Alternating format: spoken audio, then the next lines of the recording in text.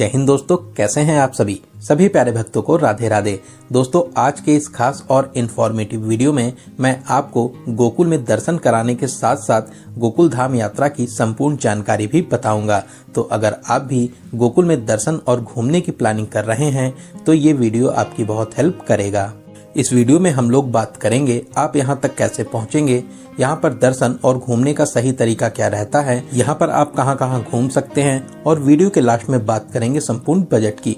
तो A to Z complete information के लिए वीडियो को बिना स्किप किए पूरा जरूर देखें। दोस्तों, गोकुल वही पवित्र स्थान है जहाँ पर हमारे नटखट कृष्ण कन्हैया जी का पालन पोषण हुआ था। साथ ही साथ यहाँ पर अनेक लीलाओं को करते हुए 11 साल 1 महीना और 22 दिन बिताए थे।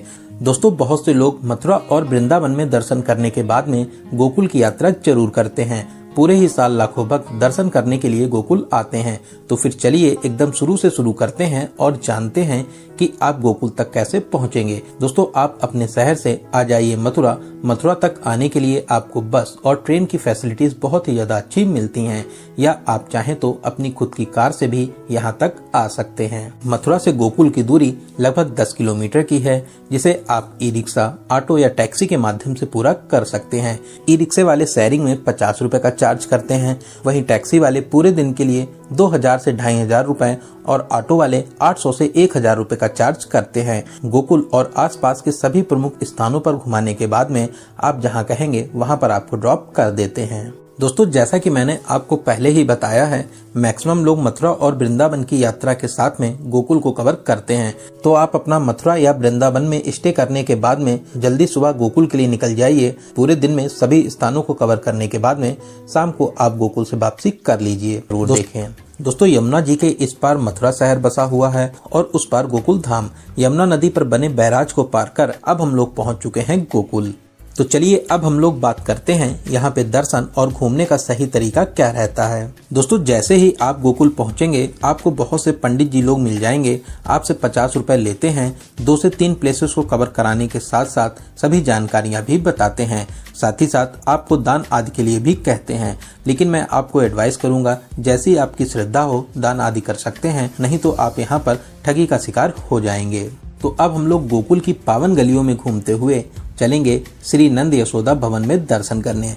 दोस्तों, भगवान श्री कृष्ण का जन्म मथुरा में हुआ था, लेकिन कंस के भय से वासुदेव जी कृष्ण कन्हैया जी को यशोदा माँ के पास पालन पोषण के लिए लाए थे। ये प्यारा सा भवन माता यशोदा का निजी निवास था।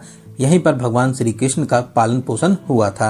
आप भवन में प्रवेश कर दर्शन करें, यहाँ पर आपको बहुत ही ज्यादा अच्छा लगेगा। यहाँ पर पूरे भवन में बहुत से स्थान हैं, आप सभी स्थानों पर जरूर घूमें। साथ ही साथ यहाँ पर वो खंभा भी है जहाँ पर कृष्ण कन्हैया की नटखट शैतानियों से परेशान होकर माता यशोदा उनको बांधती थी। दोस्तों, बहुत ही पवित्र स्थान है, आप यहाँ पर दर्शन करने जरूर आइए। यहाँ पर दर्शन करने के बाद में अब हम लोग चलेंगे नंद भवन, जो यहाँ से कुछ ही दूरी पर स्थित है। ये भी बहुत ही प्यारा सा भवन है। यहाँ पर आपको बहुत ही सुंदर शीश महल देखने को भी मिलेगा, जहाँ पर आप पूरे नंद परिवार सहित भगवान श्री कृष्ण के दर्शन प्राप्त कर सकते हैं। गोकुल में नंद भवन का बहुत ही विशेष महत्व है। यहाँ पर आपको दर्शन कर बहुत ही ज्यादा अच्छा लगेगा। यहाँ पर दर्शन के बाद जो रास्ता लेफ्ट हैंड को जाता है, इसी रास्ते से होते हुए अब हम लोग चलेंगे यमुना जी के दर्शन करने ठकुरानी घाट पर। इस प्राचीन और पवित्र घाट पर बहुत से मंदिर बने हुए हैं, आप यहाँ पर दर्शन करें। साथ ही साथ आप यमुना जी में नौका विहार भी कर सकते हैं। इसका भी एक्सपीरियंस बहुत ही ज्यादा खास रहता है।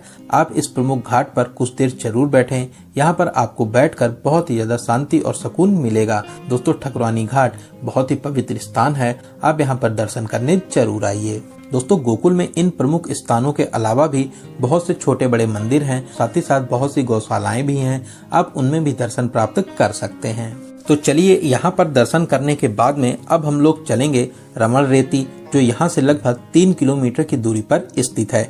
दोस्तों, रमण रेती का बहुत ही विशेष महत्व है। ऐसी मान्यता है भगवान श्री कृष्ण जी ने यहाँ पर बहुत सी लीलाएं की थी, साथ ही साथ गोपियों के साथ यहाँ पर खेला करते थे।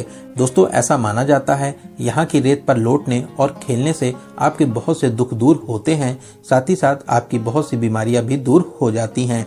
आप देख ही सकते हैं यहाँ पर कितनी ज्यादा भीड़भाड़ रहती है।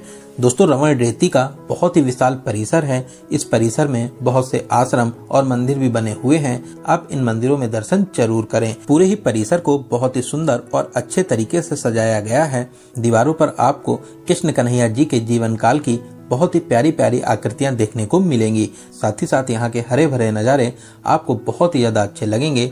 यहाँ के नज़ारे देखते ही बनते हैं। तो दोस्तों आप रमण रेती में दर्शन करने जरूर आइए, यहाँ पर आपको बहुत ही ज्यादा अच्छा लगेगा। दोस्तों रमण रेती परिसर के सामने ही बहुत ही बड़ा हिरण पार्क भी बना हुआ है, जहाँ पर हजारों हिरण रहते हैं। आप इन हिरणों को गेहूं और जो जरूर खिलाइए, आपको बहुत ही ज्यादा अच्छा लगेगा। इस परिसर में हिरणों के अलावा और भी बहुत से जीव जंतु रहते हैं। आप यहाँ पर इन सभी को देख सकते हैं। इस पार्क को आप छोटा सा चिड़ियाघर भी कह सकते हैं। आप यहाँ पर कुछ देर जरूर रुकिए, आपको यहाँ पर भी बहुत ही ज्यादा अच्छा लगेगा। यहाँ पर दर्शन और घूमने के बाद में अब हम लोग चलेंगे 84 खम्मा मंदिर में दर्शन करने, जो यहाँ से लगभग 2 किलोमीटर की दूरी पर स्थित है। दोस्तों इस स्थान को पुराना गोकुल भी कहते हैं। यहाँ पर भगवान श्री कृष्ण जी ने अनेक लीलाएं की थी। ये बहुत ही अलौकिक और प्यारा सा स्थान भगवान श्री कृष्ण जी का घर माना जाता है। बहुत ही अलौकिक मंदिर है। दोस्तों यहाँ पर 84 खंबे बने हैं, ऐसा कहा जाता है। आज तक इन खंबों को कोई भी गिन नहीं पाया। आप जितनी बार भी इस खंबों को गिनेंगे, इनकी संख्या अलग निकलती है। साथ ही साथ हर खंबों में अलग अलग डिजाइन है और इन सभी खंबों की अलग अलग विशेष मान्यताएं हैं। इस अलौकिक मंदिर के बारे में कहा जाता है, गोकुल में ही चारों धाम यात्रा का सुख पाने के लिए भगवान श्री कृष्ण जी ने विश्वकर्मा जी के द्वारा इस भवन का निर्माण करवाया था। दोस्तों बहुत ही अलौकिक और दिव्य स्थान है। यहाँ पर बहुत से मंदिर भी बने हुए हैं। आप सभी में दर्शन करें। भगवान श्री कृष्ण आपकी सभी मनोकामनाओं को जरूर पूरा करेंगे। इसके अलावा परिसर में और भी बहुत से मंदिर हैं।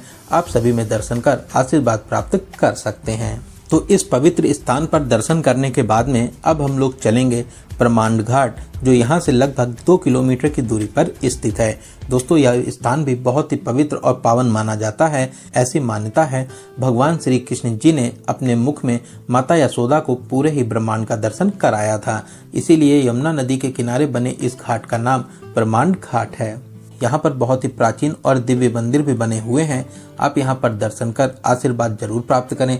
साथ ही साथ आप यमुना नदी में यहाँ पर स्नान भी कर सकते हैं। यहाँ पर स्नान करने के विशेष महत्व हैं। इसके अलावा आप घाट पर कुछ देर जरूर बैठें, आपको यहाँ पर बैठकर बहुत ही ज्यादा अच्छा लगेगा। आप अपनी लिस्ट में इस स्थान को जरूर शामिल करें। आप यहाँ पर दर्शन करने जरूर आइए।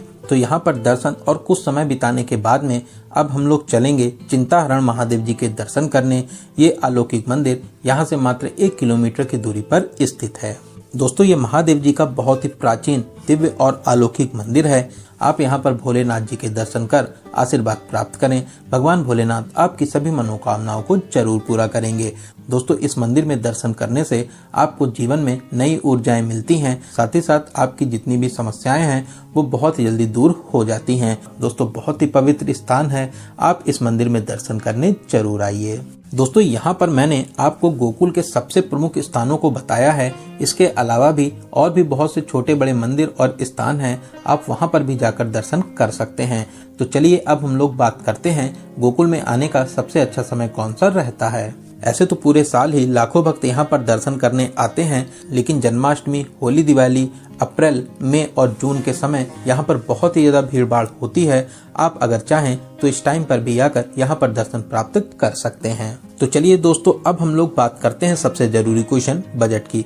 दोस्तों ऐसे तो आप मथुरा और वृंदावन यात्रा के साथ ही गोकुल धाम को कवर करते हैं। आपको यहाँ पर आने के लिए ऑटो और टैक्सी का ही किराया लगता है, क्योंकि शाम को आप फिर से मथुरा या वृंदावन में ही अपना स्टे करेंगे। तो आप मान के चलिए 1000 से 1500 के बजट में बहुत ही अच्छे तरीके से इस पावन यात्रा को पूरा कर लेंगे।